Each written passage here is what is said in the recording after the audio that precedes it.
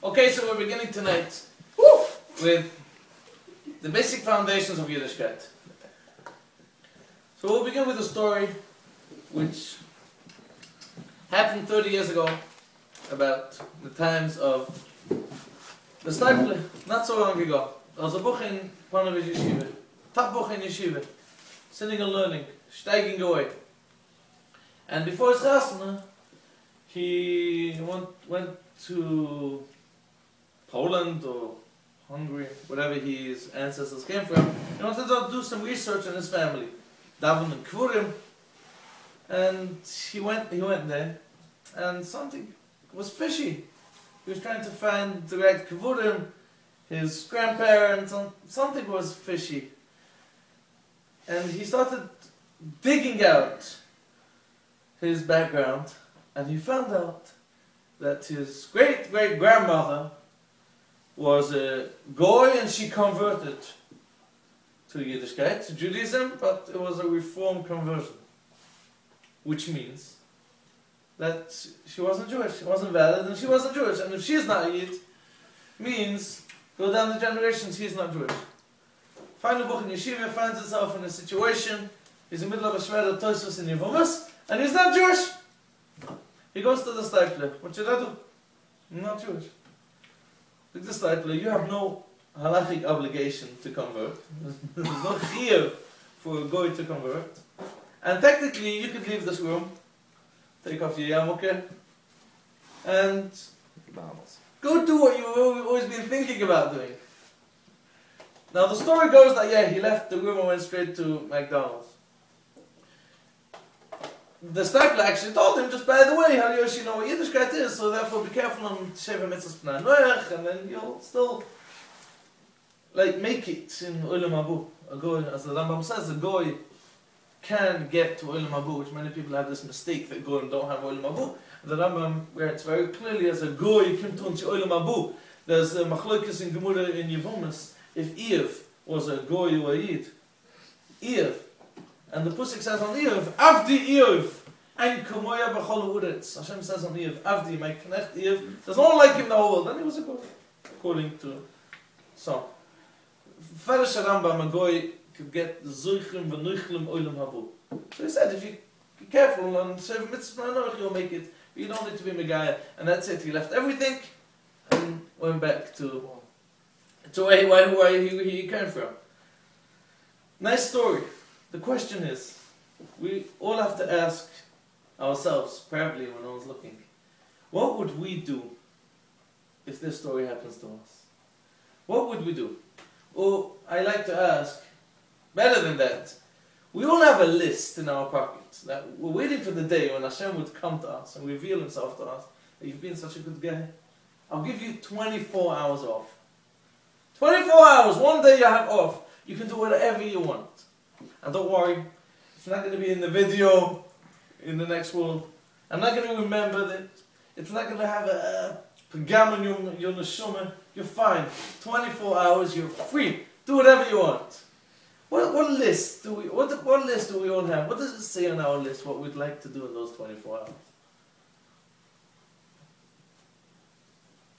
If we all have this list, which I don't want you to say what's on the list.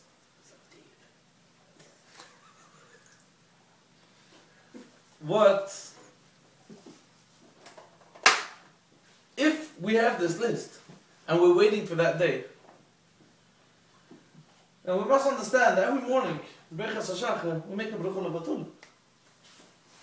Thank Hashem, Baruch Atah Hashem Elokeinu melech haolam. Shelo yosani goy. What does that mean? You're not saying, okay, I'm Jewish, I've got to keep the mitzvahs.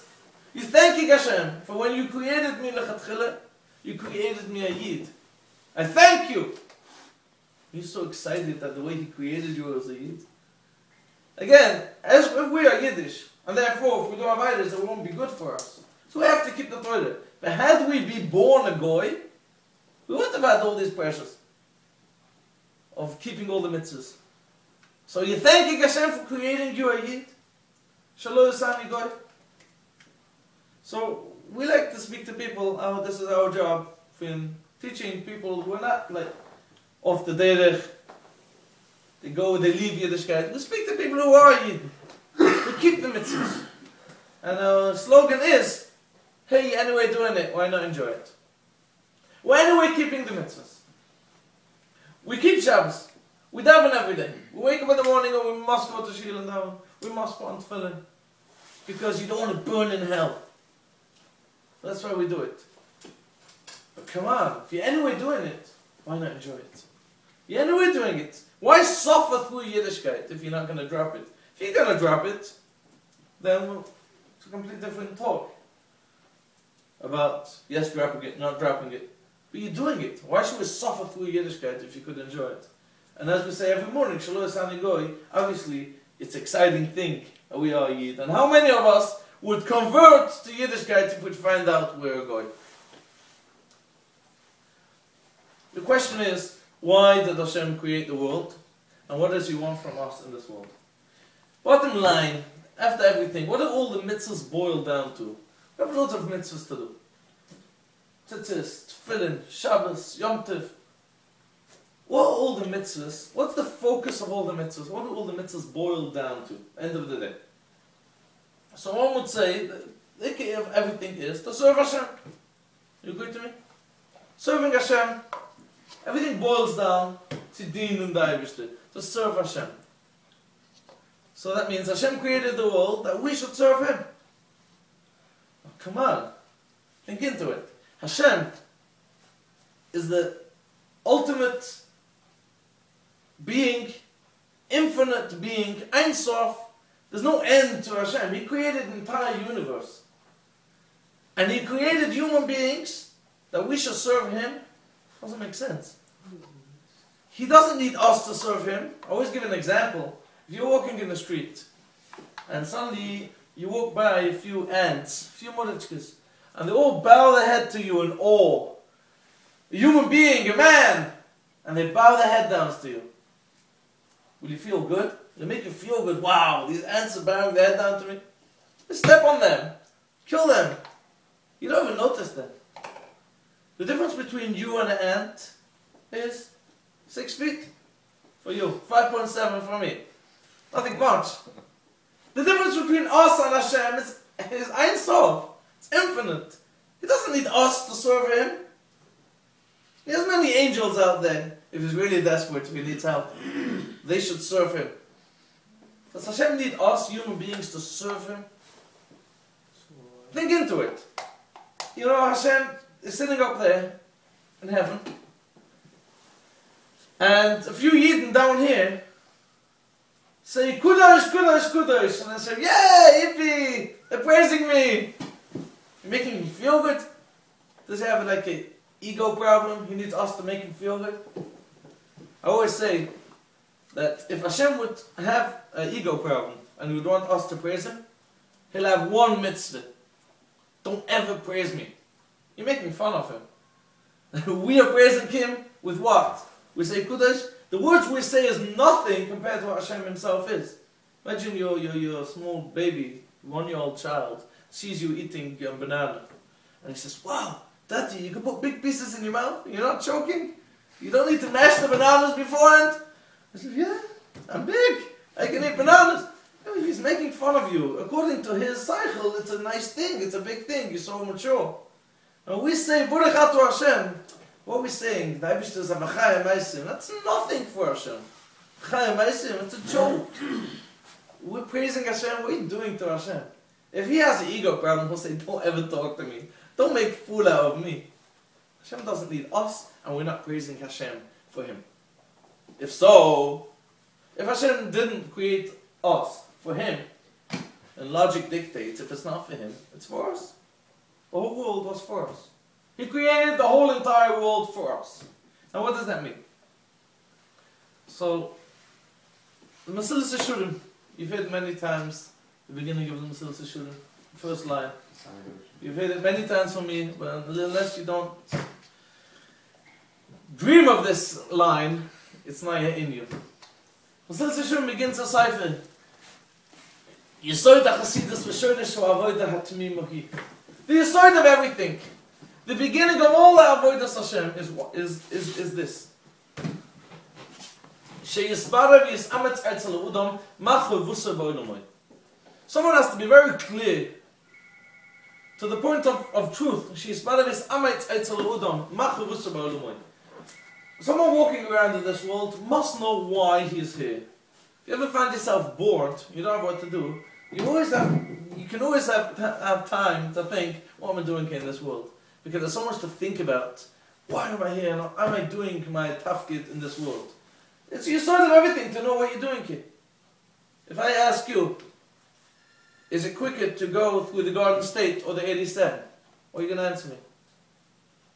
Depends where you're It going. depends where you're going. Well, I didn't ask you where I'm going. Garden State or 87? Again, if you don't know where you're going, I can't answer you. Everyone has machloikesen in what's the right derech? What am I doing? What's the richtige derech in this world? Should I do this? Should I do that? But where are you heading? At the end of the day, where are we supposed to head? Everyone must agree to the point, to the destination. We all must agree to the destination. Where are we heading? And then you can have a machlokes how you can get there. Either the Garden State or the 87. Which one you prefer? But if you don't know where we're heading, stop arguing how to get there. So we must know where we're heading. So it says in the Silsa, you know where we're heading? What's in the tafkid? Vehi. You all know it. Les anay gal Hashem. To take pleasure in the Eibishter. Les anay gal Hashem. Not to do mitzvahs. Les anay gal Hashem. To enjoy, to appreciate, to take pleasure in Hashem. To appreciate, to enjoy, to take pleasure from His divine light, divine shchina. Why? Why should I do this? Because this is the ultimate tanik. And the biggest idin.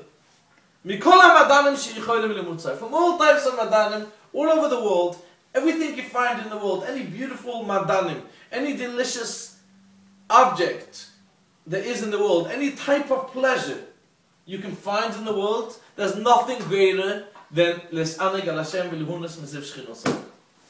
So again, what's our tafkid in this world? What did he say? What's our tafkid in this world? So people say Les'aneg al Hashem. That's right. But if you don't understand what Les'aneg al Hashem is, you say, I don't know what it is, so I don't know why He created me. Les'aneg al Hashem. What's Les'aneg al Hashem?